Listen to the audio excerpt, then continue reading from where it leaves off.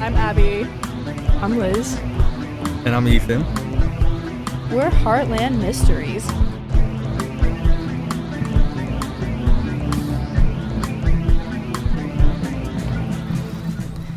Dawn Pasela was known to her friends and family as a strong-willed and kind-hearted individual. It was these qualities that inspired Dawn to pursue a career in criminal justice with the goal of helping people and truly making a difference in the world. But after taking up a position with prosecutors Dan Casares and Mark Bennett as the office manager of their mortgage fraud task force, things took a turn for the worse. Podcast number 2. Yippee! This one makes me so mad. So I got really into this one. So, a little information. It is about this girl named Dawn Pasela. Let me figure out how to lead into this. Okay. Hang on. So, Dawn Pasela was a student that was studying criminal justice, and she graduated from Cuyahoga County College and took a job working with prosecutors Dan Casares and Mark Bennett as the office manager of their mortgage fraud task force. Okay. So it's just kind of like an office job at a prosecutor's office in Cuyahoga County. Okay. With it so far, Pretty low-key. pretty low key. Pretty chill. Normal guy. Yeah, she wasn't expecting much. Normal guy. Sorry. She literally said her name is. I still got Brian on my mind. I Yeah, apologize. this is all Dawn. Shout out Dawn. So it's a pretty low-key job, but for her it's a very important job to have because it's her first experience working in the field. So this job means a lot to her. When she began working for Casares and Bennett in 2009, they were in the midst of a case against a real estate broker named Tony Viola. That sounds mafia. It sounds mafia, but he's a good guy. I'm so sorry. Edit that out. Good guy Tony. So, Tony Viola had been accused of wire fraud, and it was the responsibility of Casares and Bennett to prove him guilty. So, wire fraud, I don't really get it, but it's just money, I guess. Right. You said he was a electrician? Yeah, Tony Viola is... Does he work in waste disposal? You Like wish he Tony worked Soprano? in waste disposal. No, he's a real estate broker. Oh, gotcha. Okay. Yeah, so wire fraud, I imagine he just was It's a very accused of that. fraudable career. It's a very fraudable Yeah. career. Yeah, so in order to get an upper hand in this case, Casares went to Dawn and asked her to attend an event that was held by Viola intended to raise money for his defense fund. He asked her to pose as a graduate student that was studying criminal defense and secretly record conversations that would disclose information about Viola's defense strategy. Is that allowed? It's absolutely not allowed.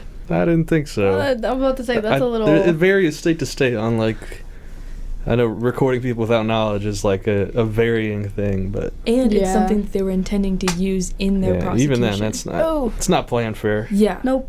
So that was kind of the first red flag for Dawn. But as she continued to work here, she started to notice some other things that were going wrong. As the office manager, Dawn's signature was required in order to access files and documents that were related to cases. She was just kind of like a little bit of a wall between everybody else in the office and some of the confidential materials. So between 2009 and 2011, she noticed that her signature was being forged in order for people to go in and take out documents without her knowledge. Whoa. Documents were going missing. It was a mess. It was not a good place to be. This is a lot different than trying to forge your mom's signature on a school form versus actual confidential information. Yeah. That's crazy. Well, who is seeing the signature? Because if it's all in-house people... Who would be seeing that would know how to copy it?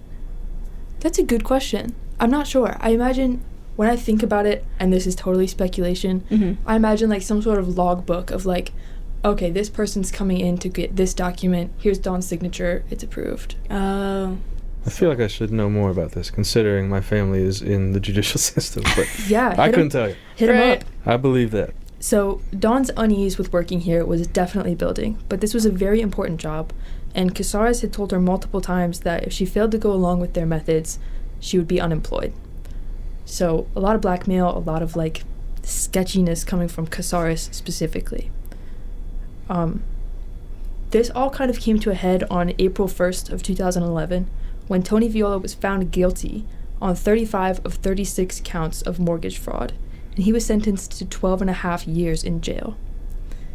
Dawn's a good person, and she knew that the way that they had gone about this was wrong, and that this was not a guilty guy. Did she call for a mistrial? She ended up reaching out to Tony and telling him about all of the prosecutorial misconduct that was going on with Casares and Bennett. So she told him, like, listen, we've been recording you.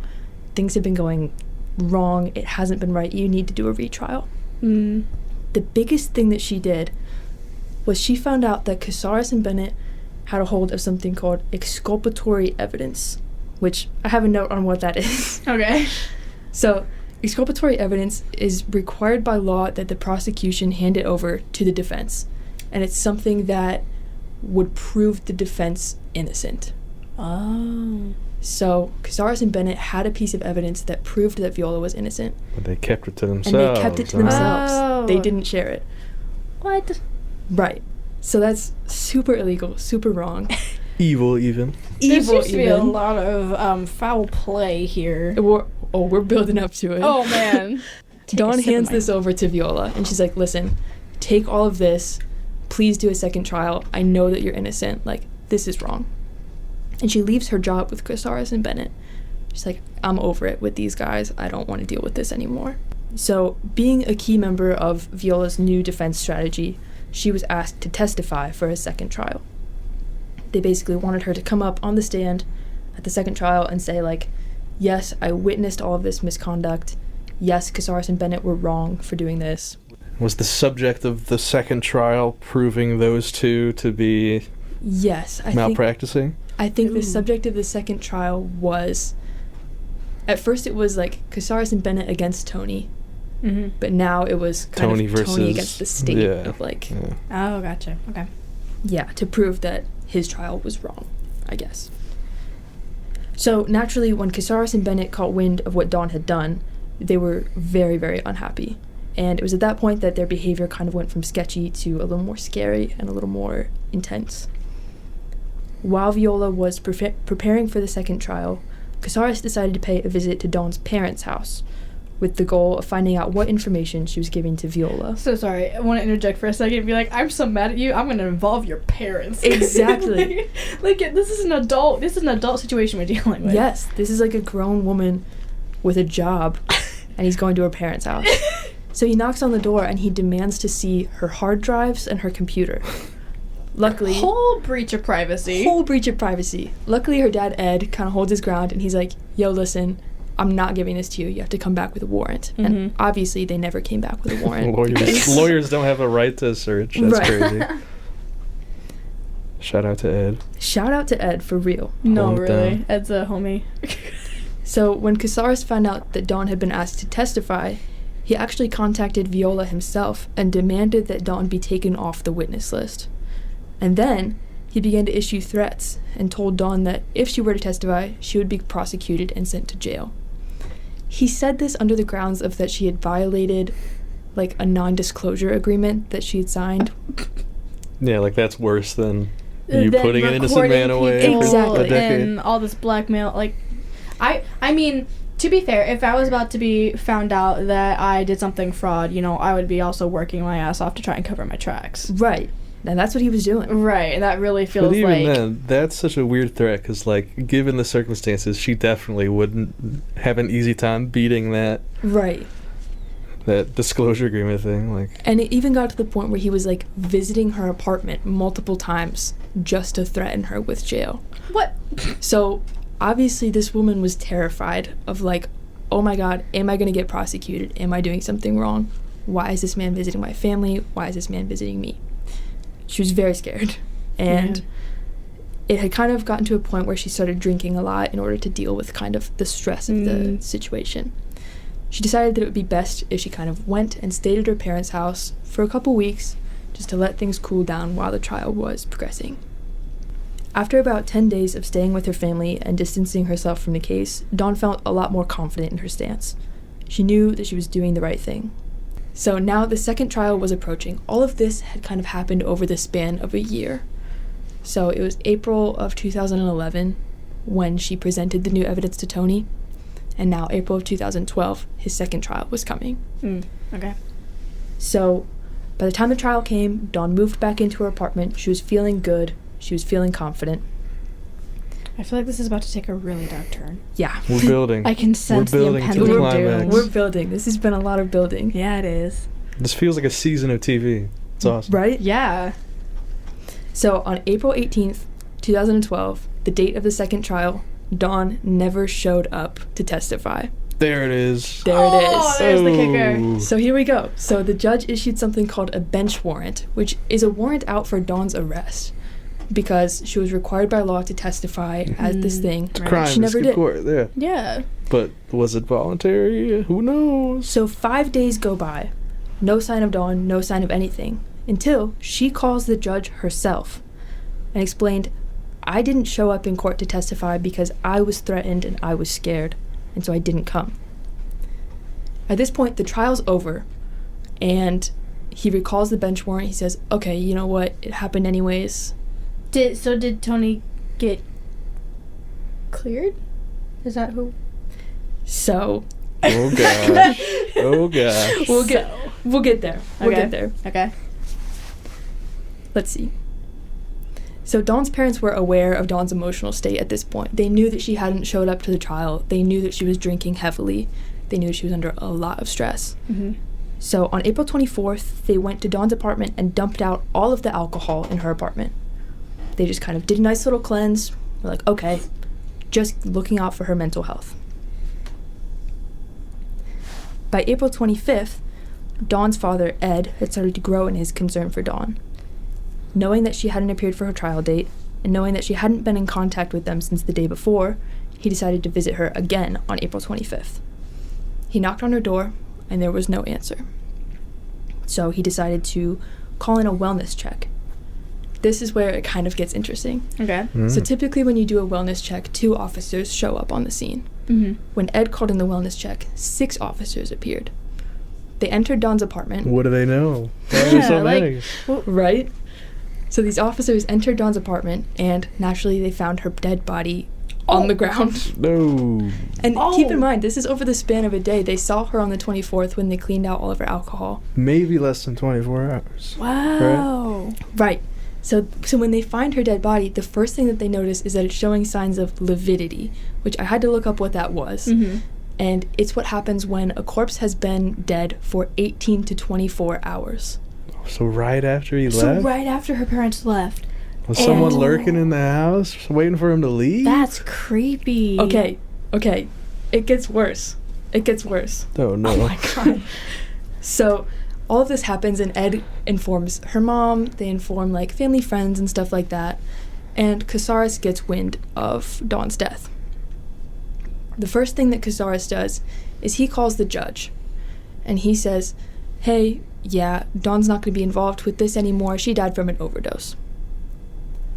How would he know cause of How death? would he know know? that? This is days before any toxicology report has been released. So that's kind of red flag number 1 on Casares. But the regular proceedings happen. Dawn's body gets taken to a coroner. They assess the body, and the results do come back that she died of an alcohol overdose. I mean, that's possible. You But- know? You but, can drink like, yourself to it's death. possible, but they her poured it parents out. had just Yeah. They dumped did a out cleanse. They dumped out all of her alcohol, and then within 24 hours later, she was dead from alcohol overdose. Not Someone only that. forced her to drink a Not bunch? only that, but the 18 to 24 hour thing, that would mean that she would have had alcohol within the next couple of hours of her parents leaving her house. Exactly.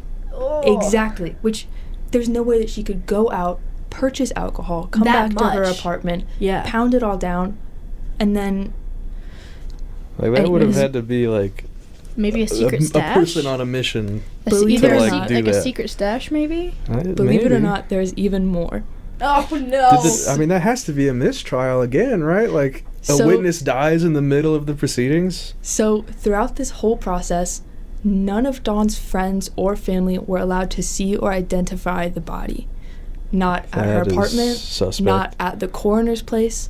they insisted that they wait until the funeral to see her body. That's not Watch it not be her normal. body. So nobody knew what she looked like until the date of the funeral. That mixed with the fact that so many cops showed up for a wellness check is not adding up. Right? I'm Okay. guessing that dude, the lawyer, had friends in the police, dude. There's no Had way. friends in high places. It is like some mob stuff. Yeah. Low key. That's wild. Yeah, so it was a very, very, like, minimal police investigation, which was shocking. No witnesses were ever interviewed. Oh. It was a very brief toxicology report. They were quick to rule it an overdose. Nobody looked into what she had done that night. Nobody looked into anybody that she had talked to. They just said, okay, alcohol overdose. None of that Done. is standard protocol. That's And crazy. there's more. Oh my god. There's more. more? Okay, so time frame wise, right? Mm-hmm. We have her parents coming over the afternoon of the 24th, dumping her alcohol, and then they discover her body the evening of the 25th, right? Mm-hmm. Dead for at least 18 to 24 hours. Within that time frame, there is an outgoing call from Dawn's cell phone at 4:39 a.m. on the 25th. The police never looked into who that call was to. They never looked into where that call pinged. Nothing.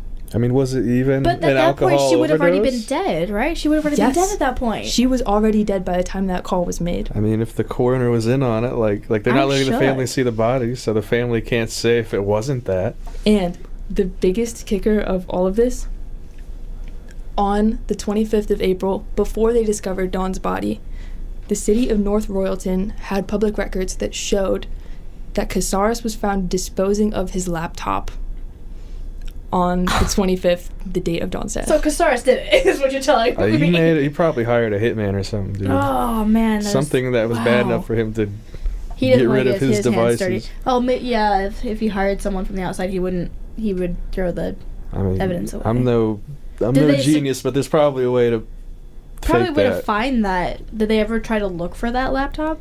No, the police didn't look for anything. That's the big There was kicker no here. investigation. No investigation, not letting the family see the body. That is Crazy response to a normal Yeah. wellness check. Right. And this is such, like, there are so many questions that, like, even just sitting here, it's like, well, what the heck was this? What was that? What happened here? Yeah. How small is the town, I guess? Because that... Cuyahoga County is pretty small. Is it county sheriffs who were doing it, or was it city cops? I'm not sure, actually. I would I imagine mean, it was, either way, like, small town stuff can get corrupt pretty quick. Yeah. Especially you got if the right the- dollar bills. Right, especially if somebody trying to bribe you is, like, a prosecutor. Yeah. Yeah. So then on April 26th, the day after all of this happened, Tony Viola was acquitted and all charges against him were dropped. However, he remained in jail for 10 additional years before they released him. How does that happen? I don't know. That's crazy. I don't know. Ugh. What? And Casares is still a practicing attorney general in the state of Ohio. Stop. What? The Bro. attorney general? Mm-hmm.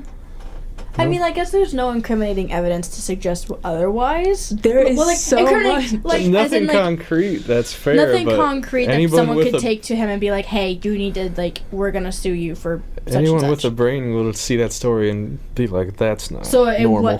was, like, people would have a brain see that story and be like, so it was this guy. Exactly. I mean, he got a promotion since then, so, like, he definitely He's doing had... well. He was pulling some strings, for sure. Yeah. Local cops, Ugh. So that mayor, made, something. that made me so mad. Yeah. Oh like, my God. how could you not look into The this? evil guy won and then got a promotion. And then Exactly. the other guy stayed in jail. That's not... And I did see somewhere, obviously, all of that was shut down very quickly. There was no further investigation at that point. Of course. But I think it was in 2023, earlier this year, some new, I don't know if he was a detective or somebody in the county, decided to look into the phone. And there's been no updates since then. Is so that like the- look has into the that phone as in detective like gone the missing? call. Yes, they want to find out where the call was to. So they've begun looking at that. Yeah. But that's at least 12 years later. Mm-hmm. If that detective Like- goes missing, we know Then something's we know going it's on. Exactly. Wasn't it Cassandra? Casares. Casares. I was about to call him Cassandra. Cassandra. Yeah. I mean, it was Casares if all of a sudden we don't hear anything else about this phone thing, and the guy who originally was like, I'm gonna look into the phone, dies from alcohol poisoning. Right? Yeah, so that's Dawn Pasela. That drove me crazy reading about that. I mean, that's a Wow. wild story. That's like I could see that being a TV show. Like, I mean, that should be that's like a how Law and crazy Order that is. episode right there. Right? Like, I know, I that was mean, a lot whole of build-up. season, man. I could see like a drama thriller. I could picture it. I, can I was see it. reading That's through all wild. this and I was like, oh my god. is there a play about this? There has to be like something written about this. This Something. needs to be more prominent in True Detective media. season 4. Yeah. And this was just in Cuyahoga County, Ohio. Like, That's a crazy story, though. crazy. Yeah. Wow. R.I.P. Actually. R.I.P. Confirmed. Actually, she really did die. Is Tony out yet? Yes. So actually, Tony is out, and he has a whole website. He's actually doing really cool stuff. I looked him up. He's got a whole website called Free Tony Viola, where he posts a bunch of public records. He calls them like archives and stuff, and it's a whole thing of information about Casares. And it's like cases that he's worked on, like things that he's done wrong. He's like, listen, this guy's a bad prosecutor. He's a bad guy.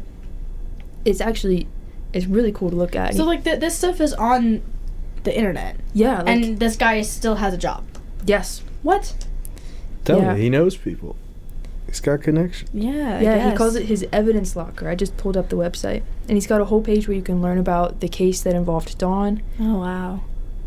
He says, Dawn Pasela, our courageous and brilliant friend. She was Aw. found dead as she was scheduled to testify about misconduct by prosecutors. I mean, the fact that the trial even went on is nuts. I know. Which means it must have been going pretty deep. Yeah. Whatever he might have had stuff on people. He must as have. well as money, maybe, but like, if a witness dies as they're about to testify in something like that, like, It should raise eyebrows. the one who's gonna make or break the case, like, that's not, Mhm. Right. regardless of circumstance, it at least gets looked into. Oh, yeah. Yeah. And I'm not familiar with what a normal wellness check includes, but you said it only normally includes 2 police officers. Do they just, like, Yeah. look around? see how So the fact that there were someone's 6, and Right. you said it was, like, a very brief investigation? Yeah, so usually, like, for a wellness check, 2 officers show up. They kind of just go in your house, make sure you're there, make sure you're alive, make sure you're in good shape, and then they kind of leave. But yeah, in this case, 6 officers showed up. They went in, they found the dead body, and then they're like, no, you can't come in, you can't see this. Mm. And That's suspicious. nobody could see her. Found, in quotes. Right. Yeah, No sorry, knowledge also of it. being like, oh yeah, she died from an overdose before even quote I mean, unquote there's hearing no- anything. Exactly. Like, the cause of death could be a lie. You Right. know, Yeah. any number of things. That's wild. The bad guy won. The bad guy won. Boo. Boo. Ooh. Well, that's episode 2, huh? And I Yeah. think that's it. Mission accomplished.